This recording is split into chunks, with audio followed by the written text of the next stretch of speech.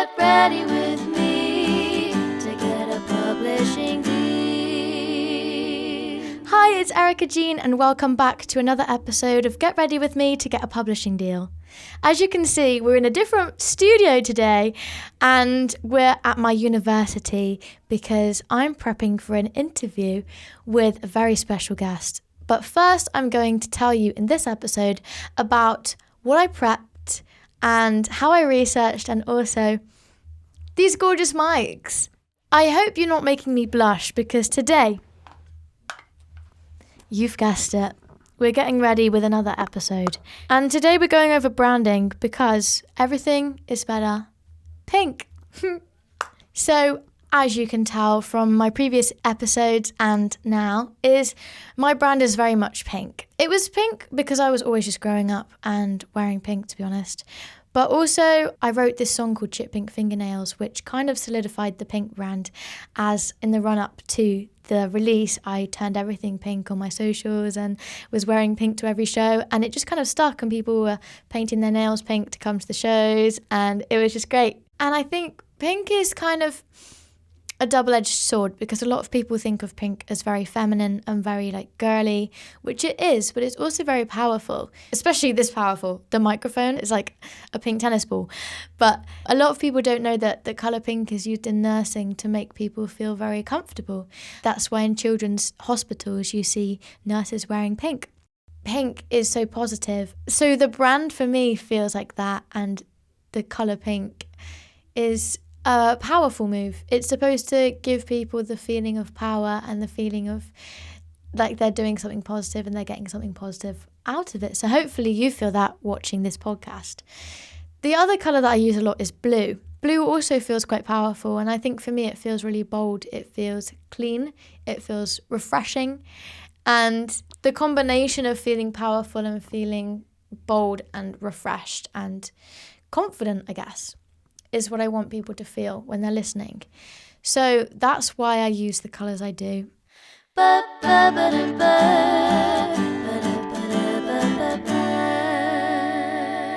So let's get into the actual products that you see in front of you. So this is a Rode microphone. I bought it off the Rode website. They're gorgeous. And then I also bought this mic cover with it and the little handle, and then I bought these stickers online and got them printed and then basically stuck them on the mic. And then the other thing that I bought is a ring light, which you can't see because it's behind you, but I'll insert a video for you. So my phone is here in the ring light on the front camera, and then this is my Canon camera because I will be doing some interviews with the guest, and I wanted 2 angles, one of each face and then one center angle. And it also meant that it has less that can go wrong, because one thing about me is I'm very forgetful. So one thing great about these microphones is they actually start recording as soon as they're out the bag, which is kind of problematic if you keep chatting for a long time before you record, like me. But it also means you can't forget to click record, because I've done it before where I've done videos and interviews and I've forgot to click record on the audio and lost the interview. But I've been able to redeem myself with the cameras, because the cameras are also recording audio. So that's the beautiful thing about having 1 camera, 2 camera, 3 cameras. They've all got audio. The center camera on my iPhone, the Rode microphone is actually being recorded straight into that camera. So just in case, I have it as a backup on my phone, and then it's also getting recorded straight into the Rode little transmitter.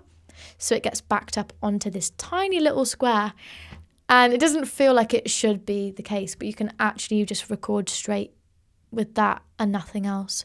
But like I said, I don't trust myself, so I'm recording on the phone just in case. And I've got the cameras just in case the audio doesn't work out in the end. So that's all the setup for this interview. La la la la la la la la la la la. And then in terms of interview prep, one thing I like to do is kind of, one, scroll through interviews they've already done, because I think it's really important to not cover what they've already talked about, because they probably won't be interested in talking the same things over and over again. So one thing I like to do is actually just watch a lot of YouTube videos and see what they've done before, see who the interviews have been with, what kind of perspective they've had, what slant they're taking, and see if there's anything they've missed out that I want to know, or I think it would be useful for someone to chat about. So that's one thing I do. So a lot of my research is actually just previous interviews. And then I also go on to things like blogs. I go on to their own Instagrams and social media to see if there's any. I love a little caption. I feel like there's so much in a caption on Instagram, which is quite interesting because you wouldn't expect them. But then I can use that information, and they forget they say it online half the time. So sometimes I spook people by the amount of stuff I know. But it's kind of looking where they feel most personal, because that can be a great thing, is finding where they would normally share their stories. And then you can develop on those stories and see what's missing. And I think it's also just having an intention. So for me, obviously, like learning about publishing and sync and that kind of thing is the main intention. So my intentions were going into that slant. And so you're not just hopelessly Googling, and you're not just Googling the person and going, oh, great, I found they have 2 brothers and they have a cat named Bob. And you're like, that's great, but that's not really relevant. Unless we're just doing a random chat. Like some interviews, I love watching that. I love just watching a random chat. But when you have an intention, whether it is just having a random chat or whether it's having something that you want to learn, that's really important for interview research. The other thing I did was I also made this little flashcard that says "Get ready with me." So cute, with my notes on the back. And I probably won't actually use all the notes because I always end up chatting. For the actual interview, the thing that I like to do is, even though I know information about them and probably know more than I want to about them after deep diving, I never ask personal questions. Say you know they like KFC, that's their favourite chicken shop. I don't know why I'm talking about chicken shops, I'm obviously hungry. Say you know that's their favourite chicken shop. You're not going to just say, oh yeah, you love KFC, la la la. You would say, oh, so what's your favourite chicken shop? But when it comes to like more personal questions as well, that's still the case. Because if they want to talk about it, they will. And if they don't want to, then that's perfectly fine. You shouldn't be pushing answers on people. Like, oh, you like KFC, don't you? It's very different. Because then they can say, oh yeah, I love KFC. That's my favourite chicken shop. Or they can be like, I'm not actually really big into chicken at the moment. I like salad. And you weren't expecting that, but they would have just said yes to KFC if you would have assumed their answer. It makes the interview feel more genuine and also makes the guest feel more comfortable, because you're letting them speak the way they want to and lead their own direction in the chatting. And I just love that. We just are like the best interviews. You just chat. You have your questions and you have the knowledge, but at the end of the day, the way the chat goes is the way the chat goes. Like in real life, you wouldn't talk to your friend and know exactly what you're about to say at all points. You ask them a question, they answer, and then they might go, oh yeah, by the way, la la la, and it just goes off at a tangent, and you just let it. You don't go, no, I had 3 more questions to ask, actually. So you've just got to take that approach that you would have in real life in a real conversation into the interview. So I hope that helps. That's just a bit of knowledge about how to interview people. I hope you find that interesting, and just how I prep. And it's all just part of the process, really.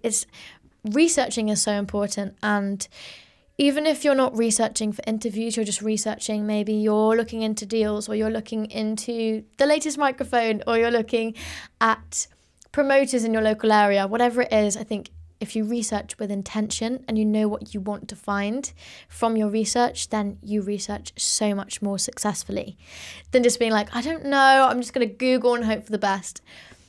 And yeah, when it comes to chatting to people, just remember kindness before anything else. You don't need this like dream TikTok answer. You don't want to create this entertaining reply that works and is more entertaining than the truth. You want to just talk for the sake of the chat, not for anything else. And don't make the person look bad for the sake of entertainment, because that's just unkind, if you wouldn't like someone editing it or asking you that question, then don't do it yourself. Anyway, thank you so much, and I will see you in the interviews.